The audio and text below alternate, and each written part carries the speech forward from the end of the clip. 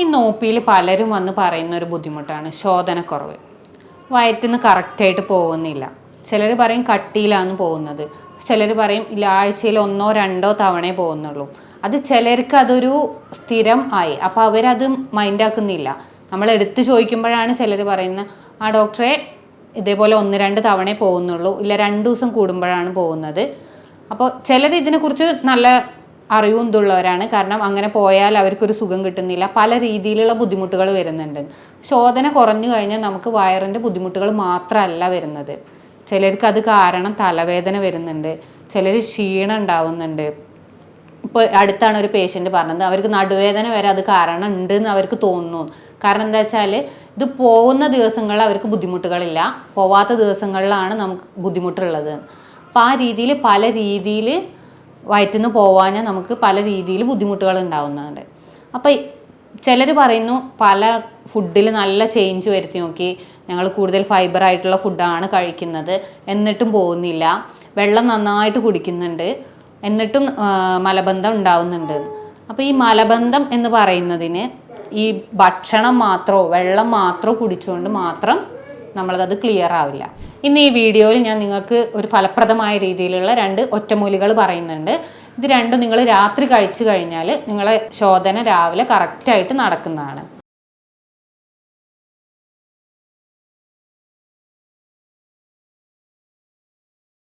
അപ്പോൾ എന്താണ് മലബന്ധം?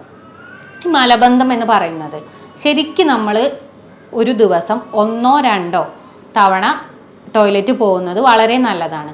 അത് കറക്റ്റായിട്ടെന്ന് പറയുന്നത് നല്ല കട്ടിയുള്ള രീതിയിലല്ല, നമ്മുടെ മലദ്വാരത്തിന് ബുദ്ധിമുട്ടോ വേദനയോ ഒന്നും ഇല്ലാത്ത രീതിയിൽ സുഗമമായ രീതിയിൽ പോകുന്നതിനെയാണ് നോർമൽ നമ്മൾ പറയുക. അപ്പോൾ അത് കട്ടിയിലുള്ളതാവുമ്പോൾ 2 ദിവസം കൂടുതൽ കഴിഞ്ഞതിന് ശേഷം പോവുക, ഈ ഒരു രീതിയിലൊക്കെ ആവുമ്പോഴാണ് മലബന്ധമായിട്ട് നമ്മൾ പറയുക. അപ്പോൾ ഇതിന് കാരണങ്ങൾ എന്തൊക്കെയാണ്? മെയിനായിട്ട് പറയുന്നത് വെള്ളം കുടിയുടെ കുറവ് തന്നെയാണ്. വെള്ളം കുടി കുറഞ്ഞു കഴിഞ്ഞാൽ ഇപ്പം നമ്മളെ ശരീരത്തിൽ എന്ന് പറഞ്ഞാൽ വെള്ളം എല്ലാ സ്ഥലങ്ങളിൽ നിന്ന് ആഗിരണം ചെയ്തുകൊണ്ടിരിക്കുന്നുണ്ട്. അപ്പോൾ എന്താണ് മലബന്ധം എവിടെ നടക്കുന്നത് നമുക്ക് നോക്കാം. വൻകുടൽ, ആമാശയത്തിന് ശേഷം നമ്മൾ പറയും വൻകുടലുണ്ട്. അപ്പോൾ ഈ സ്ഥലത്ത് എന്ന് പറഞ്ഞാൽ അവിടെയുള്ള സെൽസും ഈ ന്യൂട്രിയൻസിനെ വലിച്ചെടുക്കുന്നതിൻ്റെ ഒപ്പം അവിടുന്ന് വെള്ളവും വലിച്ചെടുക്കും. അപ്പോൾ അവിടെ ഭക്ഷണം ദഹനം കഴിഞ്ഞതിന് ശേഷം എത്തിക്കഴിഞ്ഞാൽ അവിടുന്ന് വെള്ളം വലിച്ചെടുക്കുന്നുണ്ട്. അപ്പോൾ നമ്മുടെ ശരീരത്തിന് ആവശ്യമായ വെള്ളമാണ് അവിടെ വലിച്ചെടുക്കുന്നത്. അപ്പോൾ നമ്മൾ ശരീരത്തിന് ആവശ്യമായ രീതിയിൽ വെള്ളം ഉള്ളിലേക്ക് എടുത്തിട്ടില്ല എന്നുണ്ടെങ്കിൽ അവിടുത്തെ ആഗിരണം ചെയ്ത് കഴിഞ്ഞാൽ ബാക്കി വരുന്നത് വീണ്ടും നമ്മൾ കട്ടിയാവുകയാണ് ചെയ്യുന്നത്. അപ്പോൾ അത് മലദ്വാരത്തിലൂടെ പുറത്തു പോകാനുള്ള ബുദ്ധിമുട്ടുണ്ടാവും. അപ്പോൾ നമ്മൾ ശരീരത്തിലേക്ക് ആവശ്യത്തിൽ വെള്ളം ഉള്ളിലേക്ക് എടുക്കണം. പിന്നെ ഫൈബർ കുറഞ്ഞു കഴിഞ്ഞാൽ നാരുകൾ അടങ്ങിയ ഭക്ഷണം, അപ്പോൾ നാരുകൾ അടങ്ങിയ ഭക്ഷണങ്ങൾ കഴിക്കുമ്പോൾ ദഹനത്തിന് ശേഷം അത് ശരീരത്തിന് അവിടുന്ന് വെള്ളം വലിച്ചെടുക്കാനും ന്യൂട്രിയൻ വലിച്ചെടുക്കാനും സുഖമാണ്. പിന്നെ ആ രീതിയിൽ തന്നെ നാരുകൾ കൂടുതൽ അടങ്ങി കഴിഞ്ഞാൽ അവിടെയുള്ള മൂവ്മെൻറ്റും ക്ലിയർ ആയിട്ടുണ്ടാവും. അപ്പോൾ അവിടെയുള്ള മൂവ്മെൻറ്റിൽ ഉണ്ടാവുന്ന മാറ്റവും നമ്മുടെ ശരീരത്തിലെ മലബന്ധത്തിന് കാരണമാവും. നോർമലി ആ മൂവ്മെൻറ്റിന് നമ്മൾ പറയാം പെരിസ്റ്റാൾട്ടിക് മൂവ്മെൻറ്റ് എന്നാണ്. അപ്പോൾ ആ മൂവ്മെൻറ്റ് കറക്റ്റായിട്ട് നടക്കണം. അപ്പോൾ മെയിനായിട്ട് അതിനെ സഹായിക്കുന്ന അവിടുത്തെ സെല്ലുകളാണ്. അപ്പോൾ ആ സെല്ലുകളുടെ ആരോഗ്യസ്ഥിതി നമ്മൾ നോക്കണം.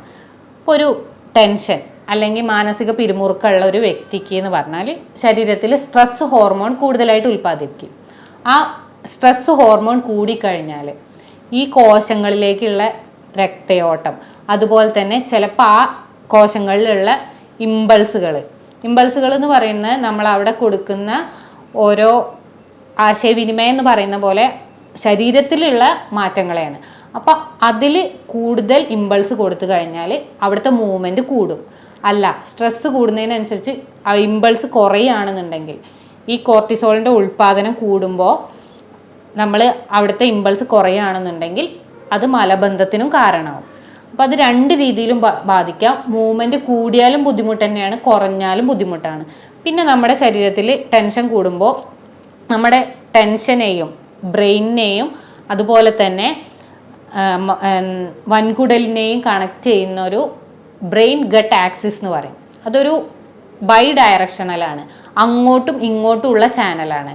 അത് മെയിനായിട്ട് നിയന്ത്രിക്കുന്നത് വാഗസ് നെർവാണ്. അപ്പോൾ ആ നാഡിയിലുള്ള എന്ത് മാറ്റവും അവിടെ മാറ്റങ്ങൾ ഉണ്ടാവും. അപ്പോൾ ചിലപ്പോൾ കൂടുതലായിട്ടുള്ള മാറ്റങ്ങളാവാം, മൂവ്മെൻറ്റ് കൂടും, ആ പെരിസ്റ്റാൾട്ടിക് മൂവ്മെൻറ്റ് കൂടാം, വൻകുടലിൻ്റെ ചലനശേഷി കൂടും കുറയും ചെയ്യാം. അപ്പോൾ അതിനനുസരിച്ചൊക്കെ ശരീരത്തിൽ മാറ്റം ഉണ്ടാവും. പിന്നെ മെയിനായിട്ട് പറയുന്ന ഒരു കാര്യമാണ് വിറ്റാമിൻ സിൻ്റെ ഡെഫിഷ്യൻസി. ഈ വിറ്റാമിൻ സി ശരീരത്തിൽ കുറഞ്ഞു കഴിഞ്ഞാൽ കൊളാജൻ എന്ന് പറയുന്നതിൻ്റെ പ്രൊഡക്ഷൻ കുറയും. ഇത് ഇൻറ്റസ്റ്റൈൻ്റെ വൻകുടലിൻ്റെ ഫങ്ഷനിങ്ങിന് മെയിനായിട്ട് വേണ്ട ഒരു സാധനമാണ് കൊളാജൻ. അപ്പോൾ ഈ കൊളാജൻ്റെ പ്രൊഡക്ഷൻ കുറഞ്ഞു കഴിഞ്ഞാൽ അതും മലബന്ധത്തിന് കാരണമാവും. അതേപോലെ തന്നെ വിറ്റാമിൻ സി കുറഞ്ഞു കഴിഞ്ഞാൽ വാട്ടർ ആഗിരണം ചെയ്യുന്നത് കൂടും. അത് കൂടിക്കഴിഞ്ഞാൽ നമ്മളെ മലത്തിൽ വെള്ളം കുറയുന്നതിനനുസരിച്ച് കട്ടിയാവുകയും അത് മലബന്ധത്തിലേക്ക് കാരണമാവുകയും ചെയ്യും. പിന്നെ മലബന്ധം എന്ന് പറഞ്ഞാൽ ഒരു ഒറ്റയ്ക്ക് മീൻസ് അതൊരു അസുഖം മാത്രമായിട്ട് നമ്മൾ കണക്കാക്കാൻ പാടില്ല. അതൊരു അസുഖത്തിൻ്റെ ഒരു ബൈ പ്രൊഡക്റ്റ് ആയിട്ടാണ് വരുന്നത്. ഇപ്പോൾ തൈറോയിഡിൻ്റെ പ്രവർത്തനം കുറഞ്ഞു കഴിഞ്ഞാൽ പ്രമേഹം ഉള്ളവർക്ക് ഈ ഒരു രീതിയിൽ ശരീരത്തിൽ എന്ത് മാറ്റങ്ങളുള്ളവർക്കും മലബന്ധം വരാം. പിന്നെ മെയിനായിട്ട് പറയുന്ന ഒരു റീസണാണ് നടുവേദന. നടുവേദന കാരണവും മലബന്ധം ഉണ്ടാവാം. നടുവേദന കാരണം എങ്ങനെ മലബന്ധം ഉണ്ടാകുന്നതെന്ന് ചോദിച്ചാൽ നമ്മുടെ സുഷുമ്ന നാഡിയിൽ എന്തെങ്കിലും ട്യൂമർ വന്നു കഴിഞ്ഞാൽ, ആ ട്യൂമർ വന്നു കഴിഞ്ഞാൽ അതിന് ശേഷം അവിടുന്ന് അങ്ങോട്ടുള്ള എല്ലാ നാഡികൾക്കും അമർച്ച വന്നു, അതുപോലെ തന്നെ നമുക്ക് സെൻസേഷൻ കിട്ടില്ല. അപ്പോൾ ഇത് കാരണം നമ്മൾ മൂത്രത്തിൻ്റെ ബുദ്ധിമുട്ടുകളും ഉണ്ടാവും, അതേപോലെ തന്നെ മലദ്വാരത്തിൻ്റെ ഫങ്ഷനിങ്ങിലും കുറവുണ്ടാവും. അപ്പോൾ ആ ചലനശേഷി കുറഞ്ഞു കഴിഞ്ഞാൽ മലം കട്ടിയാവും ചെയ്യും, അവിടെ മലം കൂടുതലായിട്ട് നിൽക്കുകയാണ് ചെയ്യുക. അപ്പോൾ വീണ്ടും വെള്ളം വലിച്ചെടുക്കുമ്പോൾ അത് കട്ടിയായി പോവാതിരിക്കുകയും മലബന്ധം ഉണ്ടാവുകയും ചെയ്യും. അതുപോലെ തന്നെയാണ് കാൽഷ്യക്കുറവ് ഉണ്ടായി കഴിഞ്ഞാലും നമുക്ക് മലബന്ധം ഉണ്ടാവാം. പിന്നെ നമ്മൾ ശ്രദ്ധിക്കാത്തൊരു റീസണാണ് നമ്മൾ കറക്റ്റായിട്ട് സ്ഥിരമായിട്ട് ഒരേ ടൈമിൽ പോവുകയാണ് അല്ല, അപ്പോൾ 2-3 ദിവസങ്ങളിൽ നമ്മൾ സമയം തെറ്റി ഒരു 5-6 മണിക്കൂർ ലേറ്റായി മീൻസ് പോകണം എന്നുള്ള തോന്നൽ ഉണ്ടായിട്ട് നമ്മൾ പോയിട്ടില്ല എന്നുണ്ടെങ്കിൽ, അപ്പം അത് വൻകുടലിൽ അല്ലെങ്കിൽ മലദ്വാരത്തിൻ്റെ അവിടെ മലം എത്തിയിട്ടുണ്ട്, പക്ഷെ നമ്മൾ പോകുന്നില്ല എന്നുണ്ടെങ്കിൽ വീണ്ടും അവിടെ നിന്ന് വെള്ളം വലിച്ചെടുത്തുകൊണ്ടേയിരിക്കുകയാണ്. ശരീരം ആഗിരണശേഷി കുറയ്ക്കില്ല, എവിടെയാണോ ഉള്ളത് അവിടെ നിന്ന് വെള്ളം വലിച്ചെടുത്തുകൊണ്ടേയിരിക്കും. അപ്പോൾ ഇത് വീണ്ടും കട്ടിയാവുകയാണ് ചെയ്യുന്നത്. അപ്പോൾ അത് പോകാനും ബുദ്ധിമുട്ടുകൾ ഉണ്ടാവും. ആ പോയി കഴിഞ്ഞ വേദന ബുദ്ധിമുട്ടുകൾ ആ രീതിയിൽ വരും. കാരണം അവിടെ ഫിഷർ വരാനും അതിൻ്റെ ഭാഗമായിട്ട് പല കോംപ്ലിക്കേഷൻസ് വരാനും കാരണമാവും. അപ്പോൾ ഈ ഒരു രീതിയിലാണ് മലബന്ധം ഉണ്ടാവുന്നത്. ഇനി ഇതെങ്ങനെ നമുക്ക് മെഡിസിൻസ് കൂടാതെ നിയന്ത്രിക്കാമെന്ന് ആദ്യം നോക്കാം. മലബന്ധം ഇല്ലാതാക്കാൻ വേണ്ടി നമ്മൾ മെയിനായിട്ട് ചെയ്യേണ്ടത് ഒരു കൃത്യമായ ടൈം. അപ്പോൾ നമ്മളെ ശരീരം എന്ന് പറയുന്നത് ഒരു ബയോളജിക്കൽ ക്ലോക്കാണ്.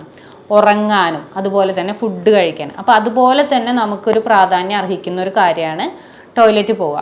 അപ്പോൾ ഇത് കറക്റ്റ് ഒരു ടൈമിൽ ഫോളോ ചെയ്യാൻ നോക്കുക. ഇപ്പോൾ ഒരു 8 മണിയാണെന്നുണ്ടെങ്കിൽ ആ 8 മണിക്ക് തന്നെ സ്ഥിരമായിട്ട് പോകാൻ നോക്കുക. പോകണമെന്ന തോന്നൽ ഉണ്ടായി കഴിഞ്ഞാൽ ഒരു വിത്തിൻ 10 മിനിറ്റ്സ് ഇത് നിങ്ങളൊന്ന് സ്ഥിരമായിട്ട് ചെയ്ത് നോക്കൂ. നിങ്ങൾക്ക് എന്തായാലും ജീവിതത്തിൽ മലബന്ധം വരില്ല. കാരണം ആ ഒരു ടെൻഡൻസി വന്നു കഴിഞ്ഞാൽ വീണ്ടും നമ്മൾ പിടിച്ചു നിൽക്കുമ്പോൾ മാത്രമാണ് അവിടുന്ന് വെള്ളം വലിച്ചെടുക്കുമ്പോൾ ബുദ്ധിമുട്ടുണ്ടാകുന്നത്. അപ്പോൾ കറക്റ്റായിട്ട് ഒരു ടൈം ഫോളോ ചെയ്യാൻ നോക്കുക.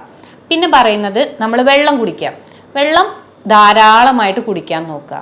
കാരണം ബോഡിക്ക് ആവശ്യമുള്ള വെള്ളം വേണം, അതുപോലെ തന്നെ മലം പോവാനുള്ള ആ ഒരു ലൂസനിങ്ങിനുള്ള വെള്ളവും ശരീരത്തിൽ വേണം. അപ്പോൾ നന്നായിട്ട് ഡെയിലി വെള്ളം കുടിക്കാൻ നോക്കുക. പിന്നെ വിറ്റാമിൻ സി റിച്ച് ആയിട്ടുള്ള ഫുഡ്, നാരങ്ങ, ഓറഞ്ച്, ബ്രോക്കോളി ഇതുപോലത്തെ ഫുഡുകൾ നമ്മൾ ഡെയിലി ഭക്ഷണത്തിൽ ഉൾപ്പെടുത്താൻ നോക്കുക. പിന്നെ പറയുന്നത് ഇൻസോലബിൾ ഫൈബറും സോലബിൾ ഫൈബറും നമ്മൾ കഴിക്കണം. ഓട്സ്, ബാർലി ഇത് നമ്മൾ ഡെയിലി ഫുഡിൽ ഉൾപ്പെടുത്തുക. അത് രാത്രിയാണെന്നുണ്ടെങ്കിൽ രാത്രി അല്ല, നിങ്ങൾക്ക് പറ്റുന്ന സൗകര്യം പോലെ രാത്രിയാണ് ഏറ്റവും നല്ലത്. അതുപോലെ തന്നെ തവിടുള്ള അരി കഴിക്കാൻ നോക്കുക. സാധാ ചോറിന് പകരം നമ്മൾ തവിടുള്ള ആ തവിടും ഒരു ലാക്സേറ്റീവ് പോലെ നമുക്ക് പ്രവർത്തിക്കും, ഈ മലം പോകുന്നതിനൊരു സഹായകരമാവും. അപ്പോൾ അതുകൊണ്ട് തവിടുള്ള അരി കഴിക്കാൻ നോക്കുക. അതുപോലെ തന്നെ ഗോതമ്പ് കൂടുതലായിട്ട് കഴിക്കാൻ നോക്കുക. പിന്നെ നമ്മൾ ഇപ്പോൾ ടോയ്ലറ്റിൽ ഇരിക്കുന്ന സമയത്ത് നമ്മുടെ കാൽമുട്ടുകൾ നമ്മുടെ അരക്കെട്ടിന് ഒന്ന് അരക്കെട്ടിനേക്കാൾ ഒന്ന് ഒരു ചെറുതായിട്ട് ഉയർന്ന രീതിയിൽ ഇരിക്കാൻ നോക്കുക. അതിനു വേണ്ടി നമ്മൾ ചെയ്യേണ്ടത് നമ്മളെ മടമ്പ് ജസ്റ്റ് ഒന്ന് പൊന്തിച്ചാൽ മതി. ഈ രീതിയിൽ ഇരുന്ന് കഴിഞ്ഞാൽ നമ്മുടെ വൻകുടലും അതേപോലെ തന്നെ സ്പൈനൊക്കെ നേരെ രീതിയിൽ വരുന്നതുകൊണ്ട് ആ മൂവ്മെൻറ്റ് ചലനശേഷി കൂടുന്നത് കാരണം മലം പെട്ടെന്ന് പോവാൻ നമുക്ക് സഹായകമാവും. പിന്നെ നമ്മൾ ചെയ്യേണ്ട ഇത്രയും ചെയ്തിട്ടും നിങ്ങൾക്ക് ബുദ്ധിമുട്ടുകൾ ഉണ്ടെന്നുണ്ടെങ്കിൽ നമ്മൾ 2 ഒറ്റമൂലികൾ പറയുന്നുണ്ട്. ഇത് ഡെയിലി വൈകുന്നേരം മീൻസ് രാത്രി ഫുഡ് കഴിച്ചതിന് ശേഷം നിങ്ങൾ കഴിക്കുക. ആദ്യത്തേന്ന് പറയുന്നത് ഒരു കട്ടൻ കാപ്പി, നല്ല സ്ട്രോങ് ആയിട്ട് പഞ്ചസാര കംപ്ലീറ്റ് ഒഴിവാക്കിയതിന് ശേഷം സാധാ ഒരു ചുടുവെള്ളത്തിൽ കാപ്പിപ്പൊടി ഇട്ടിട്ട് ഒരു കട്ടൻ കാപ്പി ഉണ്ടാക്കുക. കട്ടൻ കാപ്പി ഉണ്ടാക്കിയതിന് ശേഷം അതിൽ 2 സ്പൂണ് ഒലീവ് ഓയിൽ, കൂടുതലായിട്ട് എടുക്കണ്ട, കാരണം അത് പിന്നീട് ചിലപ്പോൾ വയറിളക്കത്തിന് കാരണമാവും. അപ്പോൾ 2 സ്പൂൺ ഒലീവ് ഓയിൽ എടുക്കുക. എന്നിട്ട് അത് രാത്രി കഴിച്ചതിന് ശേഷം കിടക്കുക. രാവിലെ നിങ്ങൾക്ക് സുഗമമായ രീതിയിൽ മോശം പോവും. പിന്നെ വേറൊന്ന് പറയുന്നത്, സാധാ പാല് അല്ലെങ്കിൽ വെള്ളത്തിലും കുടിക്കുക. പാല് രാത്രി ഒരു ഗ്ലാസ് എടുത്തതിന് ശേഷം അതിൽ 1 സ്പൂൺ കാസ്റ്റർ ഓയിൽ. നോർമലി എല്ലാവർക്കും അറിയുന്നതാണ്. ആവണക്കിൻ്റെ എണ്ണ പഴയ ആൾക്കാരൊക്കെ സ്ഥിരമായിട്ട് അത് ഉപയോഗിക്കുന്നത് കണ്ടിട്ടുണ്ടാവും. പക്ഷേ ഇന്നത്തെ രീതിയിൽ നമുക്കത് എന്താണ് ഏതാണെന്ന് അറിയില്ല. അപ്പോൾ ആവണക്കിൻ്റെ എണ്ണ ഈ പാലിൽ ഒഴിച്ചതിന് ശേഷം ഡയറക്റ്റായിട്ട് കഴിക്കുക. കൂടുതലായിട്ട് കഴിക്കേണ്ട. ഈ ഒരു ഗ്ലാസ്സിൽ 1 സ്പൂൺ എന്ന രീതിയിൽ കഴിക്കുക. ഇത് സ്ഥിരമായിട്ട് ഒരാഴ്ച ചെയ്യുമ്പോൾ, ഒരു ദിവസം ചെയ്യുമ്പോൾ തന്നെ നിങ്ങൾക്ക് മാറ്റങ്ങൾ മനസ്സിലാവും. പിന്നെ അത് ഒരാഴ്ച കണ്ടിന്യൂ ചെയ്യുകയാണെന്നുണ്ടെങ്കിൽ നിങ്ങൾക്ക് മലബന്ധം കൺട്രോൾ ചെയ്ത് പോവാവുന്നതാണ്. പിന്നെ ഡെയിലി രാവിലെ എണീച്ച ശേഷം നിങ്ങളൊരു അധിക ചൂടിലല്ല, ഒരു മൈൽഡ് ചൂടിൽ ഇളം ചൂടുവെള്ളം 2 ഗ്ലാസ് ഡെയിലി എല്ലാവരും കുടിക്കാൻ നോക്കുക. അത് മലബന്ധത്തിന് മാത്രമല്ല, ശരീരത്തിലെ എല്ലാ ഉന്മേഷത്തിനും കോശങ്ങളുടെ വളർച്ചയ്ക്കും ഒക്കെ നല്ല രീതിയിൽ ഹെൽപ്പ് ചെയ്യും. അപ്പോൾ ഈ രീതിയിൽ നിങ്ങൾ എല്ലാവരും ഒന്ന് ചെയ്തു നോക്കൂ. നിങ്ങൾക്ക് മലബന്ധം പിന്നീട് ഉണ്ടാവില്ല. അപ്പോൾ ഇതുമായി ബന്ധപ്പെട്ട് എന്തെങ്കിലും സംശയം നിങ്ങൾക്ക് ഉണ്ടെന്നുണ്ടെങ്കിൽ നിങ്ങൾക്ക് ഈ കാണുന്ന നമ്പറിൽ കോൺടാക്റ്റ് ചെയ്യാവുന്നതാണ്.